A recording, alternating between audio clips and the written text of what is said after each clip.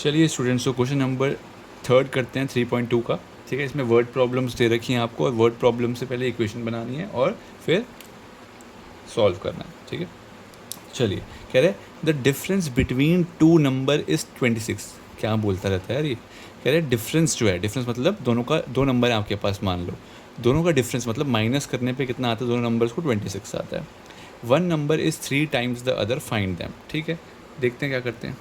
लिखो let the bigger number, जो bigger number है, बिगर नंबर जो है, दोनों में से कोई बड़ा होगा ना यार, बिगर नंबर बी एक्स। ठीक है, और दो स्मॉलर वन है, स्मॉलर नंबर जो है वो आप मान लो वाई।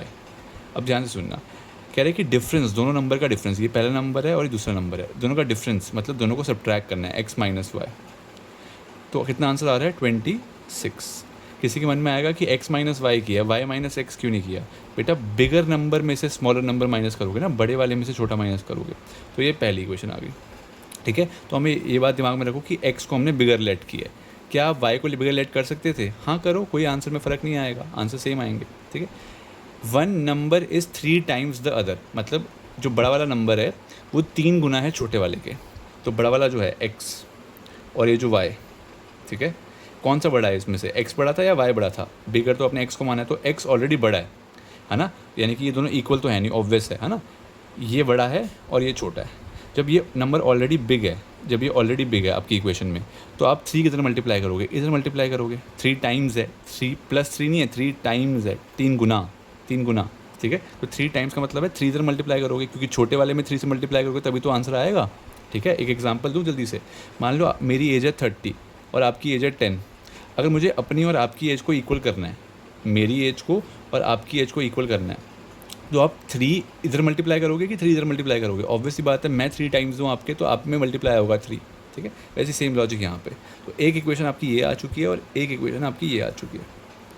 अब याद करो सब्स्टिट्यूशन मेथड में क्या करना होता था। सब्स्टिट्यूशन मेथड में क्या करना होता था, आपको x की या y की वैल्यू निकालनी होती थी। बट इस क्वेश्चन में आपको x की वैल्यू ऑलरेडी मिल गई है, अपने आप ही मिल गई ऑटोमेटिकली। ठीक है, आपको निकालने की ज़रूरत ही नहीं है, पहले ही मिल गई, x is equal to 3y है। ठीक है, तो अब ये वाली वैल्यू आप यहाँ पुट करोगे, 3x minus y is equals to 26, 3y minus y is equals to 26, 2y is equals to 26। तो y की वैल्यू कितनी आ जाएगी 13। ठीक है, अभी जो 13 आ गई है वो यहाँ पुट कर दो। x इज इक्वल्स टू कितना था, 3y था, यानी कि x इज इक्वल्स टू कितना हो जाएगा 3 इंटू 13, यानी कि x की वैल्यू कितनी आ जाएगी 39। x की वैल्यू आ गई 39, तो यानी कि x 39 है और y 13 है, यानी कि बिगर नंबर कितना है, बिगर नंबर है आपका 39 और स्मॉलर वाला कितना है 13। ठीक है, तो ये आपका आंसर है। चलिए जल्दी से सेकंड पार्ट भी कर लेते हैं। सेकंड पार्ट इसका क्वेश्चन में क्या कह रहा है कि the larger of 2 supplementary angle. Supplementary angle, ये नए नए वर्ड कहाँ से ले आता है ये। सप्लीमेंट्री का मतलब बेटा क्या होता है, 180, जिनका सम कितना आता हो 180। ठीक है, कह रहे हैं कि 2 एंगल हैं। ठीक है, मान लो एक लाइन बनाई मैंने आपके लिए समझाने के लिए। ठीक है, ये लाइन है और यहाँ पे आपने एक और बना दिया। ठीक है, ये वाला जो एंगल है, मान लो अगर मैं इसको x बोल रहा हूँ और ये जो एंगल है इसको y बोल रहा हूँ, तो कह रहे हैं कि दोनों, अरे y, कह रहे हैं कि दोनों का जो the larger of the supplementary angle exceeds the smaller by 18। ये तो बाद में पढ़ते हैं, मतलब हमें इतना तो पता चल गया कि 2 एंगल हैं और वो क्या बना रहे हैं, सप्लीमेंट्री बना रहे हैं। 2 एंगल हैं और क्या बना रहे हैं, सप्लीमेंट्री, मतलब 180 बना रहे हैं, मिलके क्या बना रहे हैं 180, यानी कि लीनियर पेयर बना रहे हैं। मैं मान लेता हूँ लेट द लार्जर, एक बड़ा होगा angle, let the larger angle be x मान लो और स्मॉलर वाले को आप क्या मान लो, स्मॉलर वाले को मान लो वाई। क्लियर, यानी कि अगर मैं इसको एक्स रिप्रेजेंट कर दूं, बड़ा वाला बनाया ना, ये बड़ा बना दिया मैंने और ये छोटा बना दिया। ठीक है, तो कह रहे छोटे वाला और बड़ा वाला ऐड करके, बड़ा वाला और छोटा वाला ऐड करके क्या हो रहा है, सप्लीमेंट्री बना रहे हैं, मतलब इन दोनों का सम कितना आएगा 180 आएगा। सप्लीमेंट्री का मतलब क्या होता है, सम 180। ये पहली इक्वेशन। दूसरी क्या कह रहे हैं, small the larger angle exceeds the smaller angle by 18, मतलब लार्जर एंगल जो है, बड़ा वाला जो है, वो छोटे वाले से 18 बड़ा है। 18 टाइम्स नहीं, मल्टीप्लाई 18 मत कर देना, 18 से बड़ा है। जैसे मैं आपसे 10 साल बड़ा हूँ, ठीक है, अगर मान लो आपकी एज है एक्स और मेरी एज है वाई, या ऐसा करते हैं आप, मेरी एज है एक्स, आपकी वाई, ठीक है, या आप हो वाई, आप हो, मैं कह रहा हूँ आपसे मैं 10 साल बड़ा हूँ, तो 10 जो ऐड करोगे वो इधर ऐड करना पड़ेगा, 10 टाइम्स नहीं कह रहा मैं, 10 साल बड़ा हूँ, 10 से बड़ा हूँ, तो ये करना पड़ेगा आपको। वैसे अगर इसमें लॉजिक लगाओ तो लार्जर एंगल कितना है, एक्स है, स्मॉलर एंगल कितना है, वाई है, समझ आ गया इतना। अब कितने से, जो लार्जर वाला एंगल है वो कितने से बड़ा है, 18 से बड़ा है, 18 से बड़ा है, 18 को एक्सीड कर रहा है, मतलब 18 से बड़ा है। अच्छा, तो यानी कि x वाला ये जो है आपका, ये बड़ा है, ये बड़ी वैल्यू होगी क्योंकि ये लार्जर एंगल है, और ये छोटी वैल्यू होगी, और बड़ी वैल्यू और छोटी वैल्यू इक्वल तो हो नहीं सकती। इनको इक्वल करने के लिए आप क्या करोगे, इस वाले में, छोटे वाले में 18 ऐड कर दोगे, ठीक है, समझ आ गया। ये आपकी सेकंड इक्वेशन होगी। अब मैंने क्या सिखाया था सब्स्टिट्यूशन मेथड में, आपको x या y की वैल्यू निकालनी है। तो देखो इसमें पहली इसने दे दिया हमारे को x की वैल्यू, ऑलरेडी x की वैल्यू गिवन है ना, तो निकालेंगे क्या, x की वैल्यू ऑलरेडी आ गई सेकंड इक्वेशन में, कुछ करना भी नहीं पड़ा, अपने आप आ गई। तो अब ये वैल्यू आप फर्स्ट में डाल दो, तो x plus 5 is equals to 180।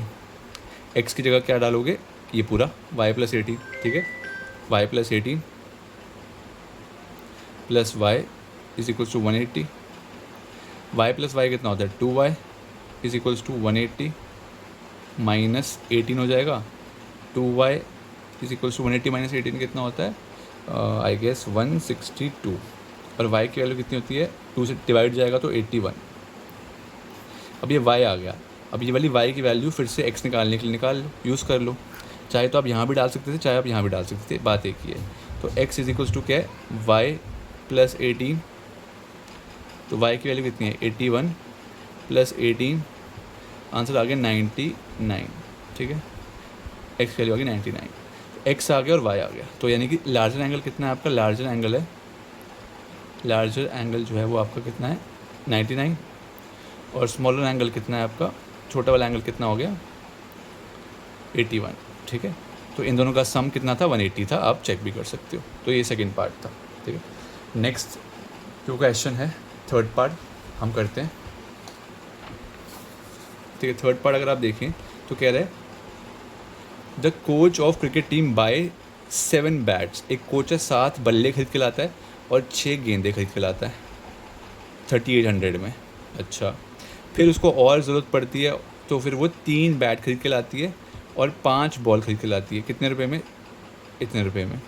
आपको बैट और बॉल की कॉस्ट निकालनी है। यार ये क्या करें, तो लेट कर लो, let the cost of one bat be x, मतलब एक बल्ले की कीमत, एक बैट की कीमत एक्स है, याद रखना, ठीक है। और let the cost of one ball, उसकी वाई है, ठीक है। अब ध्यान सुनो मेरी बात, अगर एक बैट की कीमत एक्स है, सिर्फ एक बैट की कीमत एक्स है, तो 2 बैट की कितनी होगी यार, एक बैट की एक्स है, ठीक है, तो 2 बैट की कितनी होगी, एक्स प्लस एक्स, यानी कि 2x कीमत होएगी, समझते जाओ। अगर 3 बैट होंगे तो एक की बैट की प्राइस है एक्स, दूसरे बैट का प्राइस है एक्स, तीसरे बैट का प्राइस है एक्स, तीनों को ऐड करोगे तो 3 बैट की कीमत कितनी हो जाएगी, 3x। ऐसी 4 बैट की कीमत 4x, 5 बैट की 5x, 6 बैट की 6x, और हमारे पास कितने बैट खरीदे हमने 7, तो आपकी 7 बैट की कीमत कितनी हो जाएगी 7x। सेम लॉजिक से 6 बॉलों की कीमत कितनी हो जाएगी 6x मत लिख देना, 6y, क्योंकि बॉल y मानी है आपने, तो आप 7x यानी कि 7 बैट लेके आए, 6 बॉल लेके आए, तो पैसा कितना दे के आए आप, 150 रुपया नहीं 3800, ठीक है। सेम लॉजिक, जब आप 3 बैट लेने गए 3x प्लस 5 बॉल्स, तो कितना लगा 1750, 1750, तो ये 2 इक्वेशंस आ गई। अब इसमें ऑलरेडी x और y की वैल्यू कहाँ निकली हुई है, क्या नहीं निकली हुई, तो आप इनमें से कोई भी एक इक्वेशन को लो जो आपको पसंद आए और x या y की वैल्यू कैलकुलेट करो। मैं ये ले लेता हूँ 7x इज इक्वल, चलो मैं लिख देता हूँ पहले 6y इज इक्वल्स टू 38। अगर आप x की वैल्यू निकालने जाओगे तो क्या आएगी, x इज इक्वल्स टू, ये उधर जाएगा पहले, तो 38 माइनस 6y, ठीक है। अब ये 7 मल्टीप्लाई में है तो उधर जाके डिवाइड, तो x की वैल्यू ये आ गई। तो जब x की वैल्यू आ गई तो हमने किसको यूज़ किया, इस इक्वेशन को यूज़ किया, इस वाली इक्वेशन को यूज़ किया ना x निकालने के लिए। तो अब आप इसको यूज़ नहीं करोगे, ये वाली वैल्यू किस में डालोगे, दूसरी वाली में डालोगे, दूसरी वाली में जो बच गई है जिसको यूज़ ही नहीं किया। 3 इंटू एक्स की वैल्यू क्या डालोगे 3800 माइनस 6y अपॉन में 7 plus 5y is equal to 1750। ठीक है, अब ये 3 और 7 कट तो सकते ही नहीं है, तो क्या करेंगे, वही करना पड़ेगा मल्टीप्लाई। 38 को 3 से करो तो कितना होगा, 38 को 3 से करेंगे तो 40 इंटू 3 120, 114 आ जाएगा आई गेस। एक बार आप चेक कर लेना, 11400। 3 को इससे करोगे तो कितना आएगा 18। और कुछ बच्चों के दिमाग में आ रहा है कि 3 इसको भी करना है क्या, नहीं बेटा, न्यूमरेटर को न्यूमरेटर से बस, तो नीचे क्या आएगा 7 ही आएगा प्लस 5y। अब आपको पता है ये 7 उधर नहीं जा सकता, तो आपको क्या करना पड़ेगा, बताओ, LCM। तो 11400, ठीक है, माइनस 18 बाय LCM 7 आ जाएगा। कैसे, क्योंकि यहाँ 1 है तो 1 और 7 का LCM 7 आ जाएगा। और ऊपर चेंज हो जाता, जब LCM आता है तो ऊपर चेंज होती है, न्यूमरेटर चेंज होता है, तो आंसर आ जाएगा 1750। ये 7 डिवाइड में उधर जाके क्या होगा मल्टीप्लाई, तो 11400 माइनस प्लस होगा माइनस, बट साइन बड़े वाले का आएगा, बड़े वाले का, तो कितना आता है 2 और 5 17y आ जाएगा, इज इक्वल्स टू 1750 इंटू 7। ये आपको करना पड़ेगा कैलकुलेट, मैं भी कर लेता हूँ यहाँ पे। 1750 इंटू 7, 7 0 0, 7 5 35, 7 7 49, 50 51 52 52, 7 1 7 और 5 ऐड करोगे तो 500 नहीं है, तो 11400 plus 17y is equals to 12250। अब 11400 को 11400 को आप उधर लेके जाओगे, ऑब्वियस ही बात है, तो कितना आएगा, माइनस करो दिमाग में, अब 600 यहाँ से बचेगा और 250 यहाँ से बचेगा, तो 850। नहीं समझ आया तो खुद से माइनस करो बेटा, थोड़ा फास्ट चेक करना सीखो। y इज इक्वल टू कितना आएगा 850 डिवाइड बाई 17, 17 1 17 5 तो आंसर आ जाएगा 50। यानी कि 50 किसकी कॉस्ट होगी आपके, 50 किसकी कॉस्ट होगी हमारी, ये y क्या लिया था हमने, y लिया था बॉल की, 50 रुपये की बॉल आ रही है भाई, देखो इतनी महंगाई होगी है, ठीक है, 50 रुपये की बॉल आ गई हमारी। अब अगर बॉल 50 की आ गई तो हमने ये निकाली थी equation x is equals to 3800, यही निकाल देना, चलो यार पेज की क्या बर्बादी करें। x is equals to 3800 minus 6 into y की वैल्यू कितनी है 50 आ गई अपॉन 7। अब 3800 माइनस 6 मत कर देना प्लीज़, पहले मल्टीप्लाई करो, 6 इंटू 5 कितना होता है 30, 300 हो जाएगा ये 300। 3800 में से 300 माइनस करोगे तो कितना आएगा 3500 अपॉन 7, 7 1 7 5 आंसर आ रहा है 500। यानी कि बैट कितने का आया 500 का और बॉल कितने की आई 50 रुपये की। तो बैट की कीमत क्या होगी 500 रुपीज़ और बॉल की कीमत क्या होगी 50 रुपीज़। ठीक है, तो ये आपका आंसर आ गया बैट और बॉल का। ठीक है, 3 क्वेश्चन हमने कर लिए हैं, 3 पार्ट्स बेसिकली, 3 पार्ट्स आप एक बार ट्राई दो बेटा, जितना ट्राई दोगे उतना आपको बढ़िया लगेगा। हाँ मुझे भी समझ आ रहा है, ब्रेक कर करके पढ़ो क्वेश्चन को, मार्क करो अपनी बुक्स में, मार्क करो पेंसिल से कि अच्छा 7 बैट दिए हुए हैं, अच्छा 5 बॉल दी, 6 बॉल दी हुई हैं, ऐसे समझो। ठीक है, तो नेक्स्ट पार्ट्स करते हैं 4th 5th and 6th part. चलिए तो क्वेश्चन नंबर 3rd का 4th पार्ट करते हैं। The taxi charges in a city consist of a fix charge. एक टैक्सी चार्ज करती है, उसमें एक फिक्स चार्ज का कंपोनेंट होता है। Together with the charge for a distance covered, for a distance of 10 kilometre, 10 kilometre चला तो 105 रुपया दे के आया वो, और 15 किलोमीटर चला तो 155 रुपये दे के आया वो। ठीक है, चलो देखते हैं। अगर आप कभी ऑटो में बैठे हो, ठीक है, तो जैसे जैसे आप ऑटो में बैठते हो ना, ध्यान सुनना, जैसे आप ऑटो में बैठते हो, जैसे आप ऑटो में बैठोगे वो मीटर डाउन कर देगा। ठीक है, मीटर डाउन मतलब कि आपके ऑटो, अगर आप मीटर देखोगे तो उस पर जहाँ तक मुझे याद आ रहा है 25 रुपये लिखा आता है। ठीक है, जैसे ही मीटर डाउन हुआ 25 रुपये, मतलब अभी आप चले भी नहीं, सिर्फ आप ऑटो में बैठ गए हो और 25 रुपये लिखा आ गया। ठीक है, तो इसी चार्ज को आप क्या बोलते हो फिक्स चार्ज, इसी को आपको क्या बोलते हो फिक्स चार्ज। मतलब ये तो आपको देना ही पड़ेगा, ये पैसा आपसे लेगा ही लेगा वो। ठीक है, फिर अगर आप मान लो 1 किलोमीटर ट्रैवल करें, 1 किलोमीटर ट्रैवल किए तो हर एक किलोमीटर का वो मान लो 10 रुपये चार्ज करता है, हर एक किलोमीटर का 10 रुपये चार्ज करता है। तो मतलब 25, अगर आप खाली 1 किलोमीटर जाओगे, मान लो आप सिर्फ 1 किलोमीटर गए, तो आपको कितना पैसा देना पड़ेगा, फिक्स चार्ज तो देना ही पड़ेगा बेटा, फिक्स चार्ज तो लेगा ही लेगा वो, प्लस 10 रुपये और देने पड़ेंगे। क्यों, क्योंकि 1 किलोमीटर का 10 रुपये है तो 35 रुपये देना पड़ेगा। वैसे ही अगर आप मान लो 2 किलोमीटर चले तो अगेन फिक्स चार्ज तो वो आपसे लेगा ही लेगा, आपकी गुद्दी पकड़ के ले लेगा वो आपसे, ठीक है। प्लस 10 रुपये पर उसके हैं, पर किलोमीटर के, तो 2 इंटू 10 कर दिया मैंने, तो यानी कि कितना होगा 45। मतलब समझ आया आप लोगों को कि वो फिक्स चार्ज आपसे लेता ही लेता है। और एक और चार्ज होता है जो कि होता है किलोमीटर के हिसाब से। तो दो चार्ज हैं, एक है फिक्स चार्ज और एक है चार्ज पर किलोमीटर। तो आप लेट कर लो, लेट द जो फिक्स चार्ज है जो आपकी गुद्दी पकड़ के ले रहा है वो, let the fix charge be x और let the charge per km per kilometre be y, ठीक है। अब ध्यान से सुनो, बहुत सिंपल क्वेश्चन है, कुछ हेरा फेरी नहीं करनी। तो फिक्स चार्ज तो लेगा ही लेगा, एक्स लिख दिया, ठीक है। प्लस 1 किलोमीटर का कितना चार्ज है, वाई है। 1 किलोमीटर का कितना है, वाई है। बट आप कितने किलोमीटर गए, आप तो गए 10 किलोमीटर घूम के आए हो, लंबा घूम के आए हो, तो 10 यहाँ पे अपने मल्टीप्लाई कर दिया। क्यों, अरे फिक्स चार्ज तो लेगा ही लेगा, और 1 किलोमीटर का वाई था ना, 1 किलोमीटर का वाई था, तो 10 किलोमीटर का कितना होएगा 10 वाई। और आपसे कितना पैसा ले लिया उसने, 105, ठीक है। ऐसी दूसरी क्वेश्चन देखो, 15 किलोमीटर गया, अगेन 15 किलोमीटर जाएगा तो फिक्स चार्ज तो देना ही पड़ेगा, और चार्ज पर किलोमीटर कितना है, वाई है। और आप कितने किलोमीटर गए, 15 गए, तो 15 वाई लिख दिया और 155, बस ख़त्म। अब आप इसको कौन से मेथड से सॉल्व करोगे, सब्स्टिट्यूशन मेथड से। अगर आप एक्स की वैल्यू निकालो तो क्या आएगी यहाँ से, 105 माइनस 10 वाई, ठीक है। ये एक्स की वैल्यू आ गई, हमने इसको सिलेक्ट किया, इस वाली इक्वेशन को सिलेक्ट किया और एक्स की वैल्यू निकाल ली। अब आप ये वाली इक्वेशन को देखो, इसमें एक्स की वैल्यू पुट कर दो तो कितना आएगा, x plus 15 y is equals to 155। X की वैल्यू डालें, 105 minus 10 y plus 15 y is equals to 155।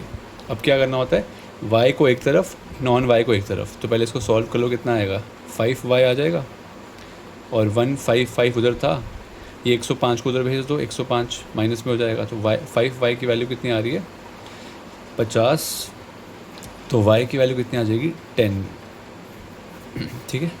अब y आ गया तो आपको पता है x कहाँ निकालना होता है, यहाँ से निकालना होता है। तो x इज इक्वल टू क्या होएगा 105 माइनस 10 y, यानी कि x की वैल्यू कितनी आएगी 105 माइनस 10 इंटू 10, 105 माइनस 5, 105 माइनस 10 मत कराना भैया, पहले मल्टीप्लाई होगा 100, तो आ जाएगा आंसर 5। यानी कि 1 किलोमीटर का कितना चार्ज है, 5 रुपये। तो आप लिखोगे फिक्स चार्ज कितना है, फिक्स चार्ज था 5 रुपये, और चार्ज पर किलोमीटर कितना था, चार्ज पर किलोमीटर कितना था 10 रुपये वाई, ठीक है। तो ये आपका फोर्थ पार्ट खत्म। चलिए फिफ्थ पार्ट देखते हैं ध्यान से, फिफ्थ पार्ट में क्या सीन है, ठीक है। फिफ्थ पार्ट देखते हैं। तो जो फिफ्थ पार्ट है आपका वो क्या है कि अ फ्रैक्शन वाला क्वेश्चन है, ठीक है, अ फ्रैक्शन वाला। तो फिफ्थ पार्ट देखिए, पढ़िए आप लोग क्या है, और ट्राई दीजिए, खाली सोल्यूशन देखने से कुछ नहीं होगा, पहले ट्राई करिए खुद से, फिर आप सोल्यूशन देख लीजिए अगर नहीं समझ आया तो। कह रहे अ फ्रैक्शन बिकम्स 9/11, मतलब कोई फ्रैक्शन है आपके पास, कोई रैंडम फ्रैक्शन है, ठीक है, पता नहीं क्या है, हमें भी नहीं पता। कह रहे कोई रैंडम फ्रैक्शन है और वो फ्रैक्शन अपने आप 9/11 बन जाएगी। वो फ्रैक्शन क्या बन जाएगी, 9/11 बन जाएगी अगर आपने 2 ऐड कर दिया, 2 ऐड कर दिया किसमें, न्यूमरेटर में भी और डिनोमिनेटर में भी। अच्छा, कुछ कुछ समझ आ रहा है बट अच्छे से नहीं आया, कोई बात नहीं। अगर 3 ऐड किया तो फ्रैक्शन क्या बन जाएगी, 5/6। सुनो ध्यान से, अगर आप न्यूमरेटर को लेट द न्यूमरेटर, जो न्यूमरेटर है जो ऊपर वाला होता है उसको x मान लो, और लेट द डिनोमिनेटर जो है उसको y मान लो, ठीक है। तो फ्रैक्शन क्या बन जाएगी, न्यूमरेटर अपॉन डिनोमिनेटर, ठीक है। वो कह रहा है ये फ्रैक्शन है, दोबारा पढ़ते हैं। तो क्या कह रहा है, ये फ्रैक्शन है, x अपॉन y आपकी फ्रैक्शन है, ठीक है। कह रहे हैं कि अ फ्रैक्शन, यानी कि दिस इसकी बात कर रहा है, अ फ्रैक्शन विल बिकम 9/11, ये फ्रैक्शन 9/11 बन जाएगी। ये क्या बन जाएगी, अपने आप 9/11 बन जाएगी। कैसे बन जाएगी, जब 2 ऐड करोगे न्यूमरेटर में भी, 2 ऐड करोगे डिनोमिनेटर में भी, मतलब 2 ऐड करोगे न्यूमरेटर में भी और 2 ही ऐड करोगे डिनोमिनेटर में भी, बस। अब इसको सॉल्व करो, कैसे करते हैं, क्रॉस मल्टीप्लाई। 11 इंटू एक्स कितना होएगा, 11x, 11 इंटू 2 कितना होएगा 22, और 9 इंटू वाई कितना होएगा 9y, और 9 इंटू 2 कितना होएगा 18, ठीक है। इसको उधर ले जाओ, तो या तो आप डायरेक्टली एक्स की वैल्यू निकाल लो यहाँ से, कोई प्रॉब्लम नहीं है, तो एक्स की वैल्यू निकाल लो डायरेक्टली, ठीक है। या चलो इक्वेशन लिख देता हूँ मैं आप लोगों के लिए, 11x minus 9y is equals to -4, ये उधर गया, ठीक है, और 22 इधर आ गया। तो ये आपकी पहली इक्वेशन तैयार। दूसरी इक्वेशन क्या कह रहा है, 3 ऐड करना है बोथ न्यूमरेटर और डिनोमिनेटर में, और आपका क्या बन जाएगा, 5/6 बन जाएगा। मतलब पहले था x/y, पहले ये फ्रैक्शन थी हमारी, ठीक है। अब क्या बन जाएगी, वो 5/6 बन जाएगी। कैसे बन जाएगी, जब आप 3 ऐड करोगे इसमें। अब क्या करना है, क्रॉस मल्टीप्लाई, 6 इंटू करो x, 6x हो जाएगा, प्लस 6 इंटू 3 करो, कितना हो जाएगा, 18। 5 इंटू ये पूरा उधर जाएगा, तो 5 इंटू वाई करोगे तो कितना आएगा, 5y प्लस 15। अब क्या, सबको 6x plus -5y is equals to 15 -18। -18 कैसे, ये उधर चला गया, तो हमारा क्या हो जाएगा, 6x minus 5y is equals to -3, ठीक है। ये होगी दूसरी इक्वेशन। अब आपको पता है क्या करना है, सब्स्टिट्यूशन मेथड लगाना है। या तो इसको पकड़ो या तो इसको पकड़ लो, जिसको मर्जी पकड़ लो, बात एक ही है, ठीक है, किसी भी को भी पकड़ सकते हो आप। अगर मान लेते हैं हम इसको पकड़ें और यहाँ से 11x की वैल्यू निकालो, तो क्या आएगी, -4, ठीक है। ये -9y है, उधर जाके क्या आएगा, +9y, क्लियर। और 11 मल्टीप्लाई में बचेगा, 11 मल्टीप्लाई में बचेगा, तो 11 मल्टीप्लाई में बचेगा तो क्या होएगा, डिवाइड में चला जाएगा 11, ठीक है। सीखो यार, ऐसे करना भी सीखो, हर स्टेप थोड़ी करते रहेंगे हम, नहीं तो फिर पेपर में बहुत टाइम मिस हो जाएगा हमारा। अब इसको पकड़ो, 6 ब्रैकेट में क्या लिखोगे, पूरा x -4 प्लस 9y अपॉन में 11 -5y इज इक्वल्स टू -3, ठीक है। अब 6 इससे मल्टीप्लाई करना पड़ेगा, -24, 6 इससे भी करना पड़ेगा, 9 6 का कितना होता है, 54y अपॉन में 11 -5y। अब बच्चे यहाँ पे कंफ्यूज हो जाते हैं कैसे सॉल्व करें, तो बेटा आप 11 को उधर भेज दो, गलती नहीं करनी, नहीं भेज सकते, ठीक है। पहले आपको क्या करना पड़ेगा, एलसीएम लेना पड़ेगा। एलसीएम कितना आएगा, यहाँ पे 1 मान लेते हैं, तो 11 ही एलसीएम आएगा, तो यहाँ आएगा 24, यहाँ आएगा 54y, और यहाँ आएगा -11 का करोगे तो 55y इज इक्वल्स टू -3। अब ये उधर भेज दो, 11 उधर भेज दो, कितना आएगा, -24, और ये दोनों हो सकते हैं, सॉल्व हो सकते हैं। 54 - 55 कितना होएगा, -y इज इक्वल्स टू -33। कैसे आ गया 33, 11 इंटू 3, ये माइनस को 24 उधर भेजो, तो -y इज इक्वल्स टू कुछ गड़बड़ करिए क्या, चेक करें क्या दोबारा, सही तो किया है, -6 इंटू ये -24, ये 56 आ गया, ठीक है। उसके बाद ये माइनस का y बच गया हमारे पास, ठीक है, और सही तो है, -33 प्लस 24, तो -y की वैल्यू कितनी आ रही है, माइनस का 6 और 9, तो माइनस से माइनस कट गया, y की वैल्यू कितनी आ गई, 9, यानी कि डिनोमिनेटर क्या है, 9। अब न्यूमरेटर भी निकालो यहाँ से, इससे, ठीक है। तो x इज इक्वल्स टू क्या है, -4 प्लस 9y अपॉन में 11, -4 प्लस 9 इंटू वाई की वैल्यू कितनी है, 9 अपॉन में 11, तो -4 प्लस 81 अपॉन में 11, ये कितना होता है, सॉल्व करो, 77 है ना, अपॉन 11, तो कितना आ जाएगा, 11 1 11 7, तो वाई एक्स आ जाएगा 7, ठीक है। 7 और 9 आ गया, तो फ्रैक्शन क्या बन गई आपकी, फ्रैक्शन थी आपकी x अपॉन वाई थी, है ना, x अपॉन वाई ली थी फ्रैक्शन, तो आंसर कितना आएगा, 7 divide by 9। This is our answer 5th part का, ठीक है। एक बार आराम से देखो, दिस काइंड ऑफ क्वेश्चन जो है इंपॉर्टेंट होता है, और जो 6th पार्ट है वो तो और भी इम्पोर्टेंट है, ठीक है। चलिए 6th पार्ट देखते हैं। 6th पार्ट जो है वो क्या है, एज पे बेस्ड है, ठीक है। एज वाले क्वेश्चन काफ़ी हाई प्रोबेबिलिटी रखते हैं आने की, ठीक है। पढ़ते हैं।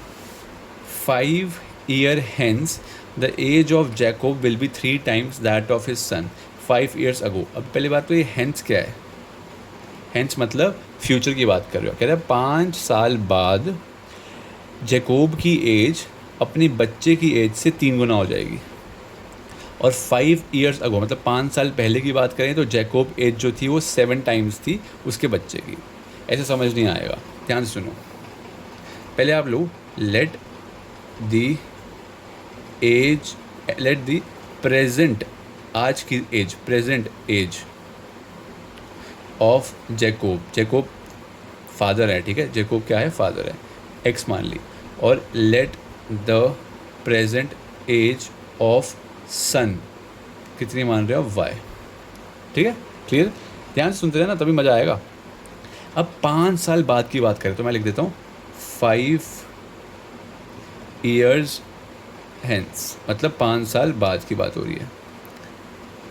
ठीक है, अब बताओ मुझे जैकोब की एज 5 साल बाद कितनी होगी। जैकोब की एज 5 साल बाद कितनी होगी। अभी वो बेचारा x साल का था, अगर आप मान लो अभी 15 साल के, तो 5 साल बाद कितने हो जाओगे यार, 20 के हो जाओगे ना। जैसे जैकोब x साल का था तो 5 साल बाद कितना हो जाएगा, +5 कर देंगे। Same for son age well, son पहले कितने का था, y ईयर्स का था, 5 साल बीत गए तो अब वो 5 साल बड़ा हो जाएगा। ठीक है, अब वो क्या कह रहा है कि 5 ईयर बाद की जो एजेस हैं, 5 ईयर बाद की एज निकाल ली हमने, ठीक है। Age of Jacob will be 3 times his son, 3 times बोल रहा है, 3 टाइम्स। मैंने बताया था टाइम्स जब आता है तो क्या करना पड़ता है, मल्टीप्लाई करना पड़ता है। तो मुझे पता है कि जैकोब और उसके बच्चे की एज इक्वल नहीं है। अरे यार ऑब्वियस ही बात है ना, फादर बड़े होंगे, उल्टा थोड़ी हो जाएगा, फादर छोटे थोड़ी हो सकते हैं। तो ये वाली जो फादर की एज है वो बड़ी होगी, ये नंबर बड़ा आएगा कुछ, और ये जो नंबर है वो छोटा आएगा। तो इसको इक्वेट करने के लिए वो क्या रिलेशन बता रहा है कि 3 टाइम्स का रिलेशन है, मतलब कि जैकोब को आप 3 से मल्टीप्लाई कर दोगे। क्यों, अरे यार फादर तो ऑलरेडी बड़े हैं ना। मैं मान लो मेरी एज है 30 और आपकी एज है 10, मैं बोल रहा हूँ मैं आपके 3 गुना हूँ, मैं आपकी एज से 3 गुना हूँ, ये आप हो और ये मैं हूँ। तो अगर मुझे अपने आप को बराबर करना हो, इन दो नंबर्स को बराबर करना हो, तो आपको किससे मल्टीप्लाई करना पड़ेगा, 3 से मल्टीप्लाई करना पड़ेगा अपनी साइड पे, छोटे नंबर पे।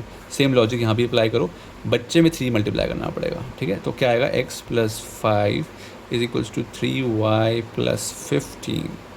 तो आएगा x - 3y, ये 3y उधर चला गया और 5 को इधर ले जाओ तो 10। ये पहली इक्वेशन गर्मा गर्म तैयार। दूसरी, 5 ईयर्स अगो, अब अगो की बात कर रहे हैं, पहले हेंस की बात कर रहा था। ठीक है, ये आदमी पास्ट में भी जीता है, फ्यूचर में भी जीत रहा है, कोई बात नहीं। 5 ईयर्स अगो की बात करते हैं अब। पहले अभी तुरंत जैकोब की क्या एज है, x है। तो 5 साल बाद नहीं, 5 साल पहले क्या एज होगी, अभी x साल के हो आप, 5 साल पहले कितने के थे, -5 कर दो। ठीक है, वैसे ही सन जो था y साल का था, 5 साल पहले कितने का होगा, -5 कर दो।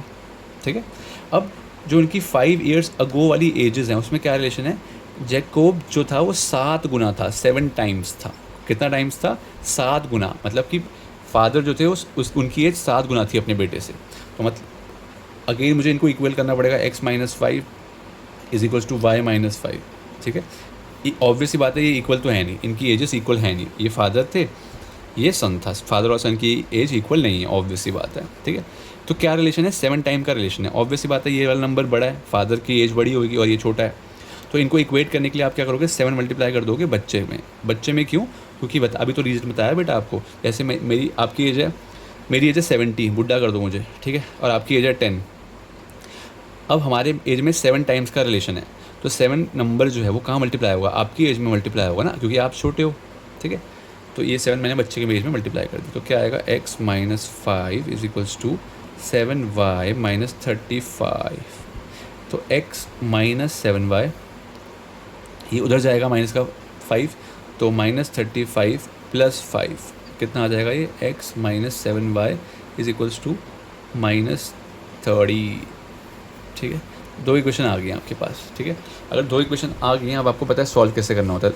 हमने कौन सा मेथड सीखा है, सब्स्टिट्यूशन मेथड। ठीक है, x माइनस क्या थी इक्वेशन, x - 3y = 10। एक इक्वेशन ये निकाली और दूसरी क्या निकाली आपने, x - 7y = 30 -30। अब क्या करना है, इनमें से किसी एक को सिलेक्ट कर लो जो मन में अच्छा लगे। ठीक है, x - 3y = 10, x = 10, ये उधर जाएगा तो क्या आएगा, +3y। ठीक है, आपने इसको चुन लिया था पहले, इसको चूज़ किया था पहली वाली इक्वेशन को। अब आपको ये वाली वैल्यू जो आई है वो किस में डालनी है, दूसरी वाली में डालनी है। तो x minus 7y is equals to minus 30। X की जगह क्या डालोगे, ये पूरा 10 plus 3y minus 7y is equals to minus 30। तो ये कितना आएगा, minus 4y is equals to minus 30, और ये उधर जाएगा तो माइनस का 10, तो minus 4y is equals to minus 40, minus से माइनस कट गया, y की वैल्यू आ गई 10, यानी कि सन की प्रेजेंट एज कितनी है, बच्चे की प्रेजेंट एज कितनी है, 10। अब जैकोब की निकाल लेते हैं, x is equals to 10 plus 3y, y कितना था यार, 10 डालो, 10 प्लस 3 इंटू 10, तो आंसर कितना आ जाएगा, प्लस मत कर लेना पहले, प्लस मत करना पहले, इनको मल्टीप्लाई करो, तो 10 plus 30 which is nothing but 4040, यानी कि जैकोब की प्रेजेंट एज कितनी है, जैकोब्स प्रेजेंट एज कितना है, 40, और सन की एज कितनी है, सन की एज है 10। अच्छा, अभी मैं ये करते करते ना मेरे दिमाग में क्वेश्चन वो आया है, पीछा क्वेश्चन, ठीक है, ये समझ आ गया। अच्छा, एक चीज़ मिस हो गई है इसमें, देखो करते करते दिमाग में आ गया, पता नहीं कैसे। अगर आप अपना फोर्थ पार्ट देखो, तो फोर्थ पार्ट में हमने ये निकाल दिया था एक्स और वाई, है ना। अब उसने एक और चीज़ बोली थी, मेरे दिमाग में अभी भी आई थी, सोचो, ये वो वाला क्वेश्चन करवाते हुए कह रहे also find charge of 25 kilometre, 25 kilometre का चार्ज भी निकालना था, ठीक है। इसमें क्या था, फिक्स चार्ज और चार्ज पर किलोमीटर का सीन था। तो 25 किलोमीटर का चार्ज निकालना है, तो कितना होएगा वो चार्ज, पता नहीं, निकालना पड़ेगा। तो कैसे निकालोगे, फिक्स चार्ज प्लस 25 किलोमीटर का 25 इंटू वाई, फिक्स चार्ज और 25 प्लस वाई, तो एक्स की वैल्यू कितनी है 5, और 25 इंटू वाई की 10 थी, तो आंसर कितना आ गया 255, यानी कि 25 किलोमीटर का कितना रुपये खर्च करना पड़ेगा, 255, ठीक है। तो ये हमारा कंप्लीट होता है सेकंड एक्सरसाइज भी, ठीक है। आप इसके एग्जांपल्स प्रैक्टिस कीजिए, और इस चैप्टर के एक्स्ट्रा क्वेश्चन ज़रूर प्रैक्टिस कर लेना, ठीक है, हम करेंगे, बट आप प्रैक्टिस कीजिए, क्योंकि इसके काफ़ी अच्छे वर्ड प्रॉब्लम्स आपको पेपर में देखने को मिलते हैं, ठीक है। Bye bye.